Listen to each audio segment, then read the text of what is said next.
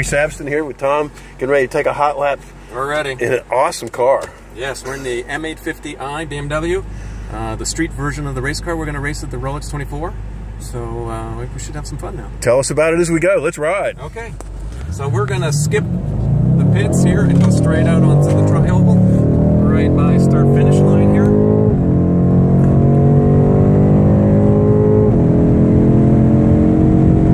And this is probably the most important braking spot here, because you're coming from roughly 150 down to about 70 miles per hour in the race car for this really tight corner here. And then you can start going after that.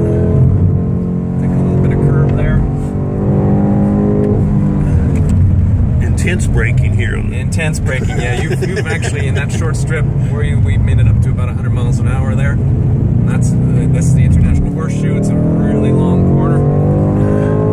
Requires patience. It's also a good passing point. Here in the race car you would be flat out, but in the street car we have to slow down a little bit. And then brake hard for this really tight corner over here. This is another never-ending corner. We're not going slow through this corner. No, we're not going slow, but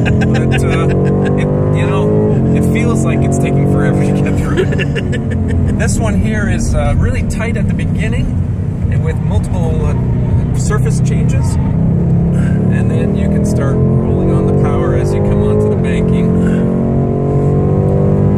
And then the banking is just foot to the floor and keep it there. Banking is time to have a drink of water, talk on the radio, check systems, that kind of stuff. You've got a few seconds to work on it. And then you come down to the braking point for the bus stop. Bus stop is probably one of the most difficult areas of the track, because if you get it wrong, you're slow, or if you go too slowly, it's not good, you lose time. If you go a little too fast, you're probably going to lose it. And you see lots of action during the race there, so that's a good spot to watch. And then we're back on the banking. Turn 4. Which the G's seem higher in 4 than they do at the other end. They do, yeah.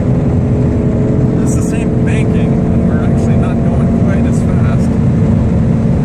And here over start-finish line, we're doing what? 150. As we prepare to brake here. And there's multiple surface changes too, so that affects your braking. But you got some room to play in this corner. It's pretty wide. Yes, exactly. Yeah, and there's good runoff, so if you do get it completely wrong, you've got some place to recover.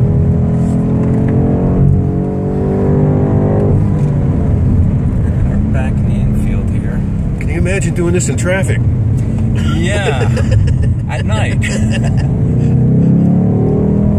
But the nice thing is the race cars now have a radar system and a big monitor in the center, so you can see what's coming up behind you. No, that's new. I haven't heard about that. It tells you if it's coming up or fading away. So wow. No longer do you have to try to read the headlights of what car's what to try to see if it's the guys in the Corvette trying to pass you, or it's one of the prototypes that needs to get by. Well, that's new. I haven't heard about that. Yeah, and it's a really nice system. Nice big central screen there that shows you what's going on. And it's now required by the rules, so everyone has it. Well, that's it. The technology starts really on the racetrack now. Yes, definitely, yeah. And that's what's turned this into what it is taking that technology and applying it so that we can run to a street car, yeah. 160 miles coming out of turn 2 at Daytona International Speedway. In a completely stock street car, yes. Whoa. Yeah. And it looks like the birds have decided to leave the track here. Well, they're right close by. I wouldn't want to hit one of those. No, they're on the fence over there. They're waiting for us to finish.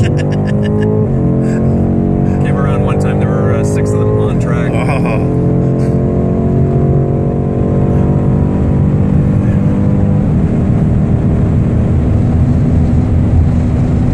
Slow down at the end before here to come off the banking, as we pull off a little bit earlier than you would pull off for pit row. Wow, Tom. That's awesome. Thanks for the ride. That was You're a quick welcome. 5 minutes. You know that? That was 5 minutes? That was 5 minutes. Wow.